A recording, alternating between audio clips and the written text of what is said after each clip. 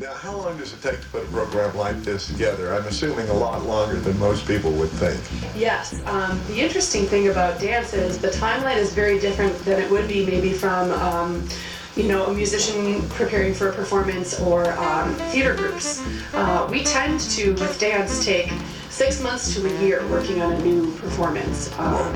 Yeah, and this one's a little different because it's a collection of several choreographers who are each offering a piece, as opposed to one choreographer who's creating an entire show. But for me, the timeline is significantly longer because as the producer and production manager, and I also create and perform in the show, I'm handling booking the venue, hiring the technical staff, the marketing, all of those sort of outside pieces to enable the artists that we select each year to focus more carefully on creating their art. And so the project starts for me, probably more than a year out. Well, I asked you before we got on the air here, which comes first, the music or the concept or the dance? And basically you told me it's always the music, right? Well, I loved that question, and my response was, for jazz choreographers and people who are inspired by music or driven by vernacular ideas, music is often first, and that isn't necessarily true for a lot of other dance forms, which is part of what sets us apart or makes us different as jazz artists. So I kind of mentioned this idea that oftentimes a choreographer who's interested in jazz, rhythm-driven, and vernacularly inspired dance has a piece of music that they've been really into, or an artist that they're really listening to a lot, and a concept kind of rolling around in the back of their head. And when those two things meet, that's when a piece comes forward. And sometimes, too, it is purely motivated by an interest of bringing visuals to a piece of music. One question I didn't ask you, but that just occurred to me, is there a difference between dancing to recorded jazz or live jazz? Oh yeah. And I think I speak for a lot of us, at least in my camp of folks that are interested in connecting back to the history of jazz as information. We all love to work with live music. And so, but it's often a matter of limited time and finance, to be able to collaborate with live musicians. But there's absolutely a difference. And I think the biggest question comes with improvisation, which we have been chatting about too. If you're a jazz choreographer who's interested in improvisation on a stage setting, to be viewed, it's significantly different to improvise to a recording that you're familiar with. Because it's coming, as opposed to working with live musicians where the auditory element is a question.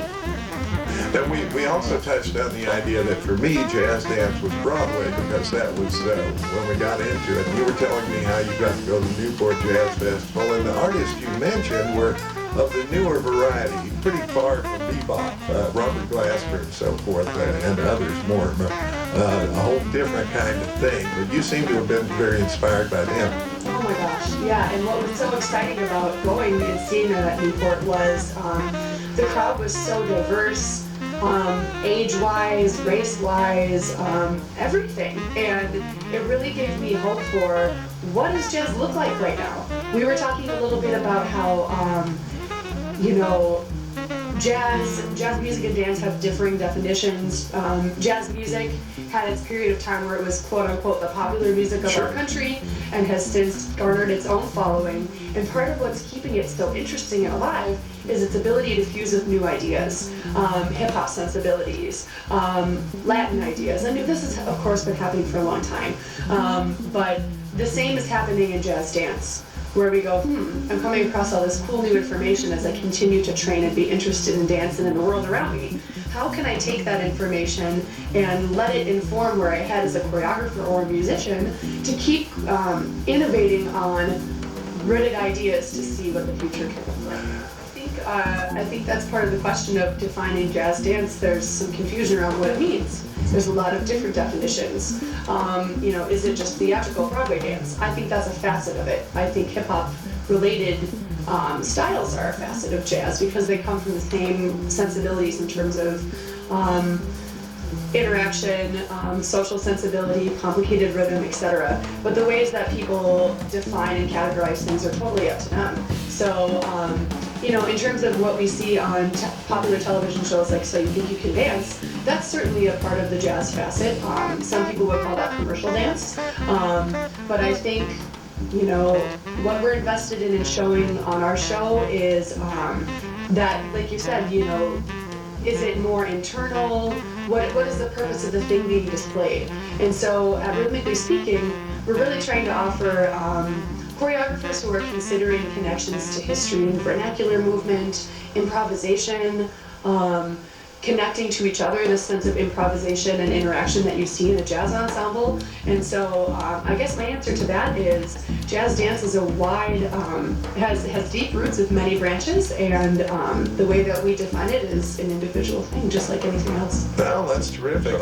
Rhythmically speaking dance. Rhythmically is a complicated word to type. Rhythmically speaking dance.org. All right, and you'll find out all that. And you can probably just show up at the Southern Theater and get some tickets too. Yeah. Erinn, it's always delightful talking with you. I hope we'll do it again much sooner. We hope that you can come out. If you like jazz music, come check out Jazz Dance. Thanks for having me on it. Absolutely. Thanks, Erinn. Erinn Liebhard, Rhythmically Speaking, is the group, and it's going to be great.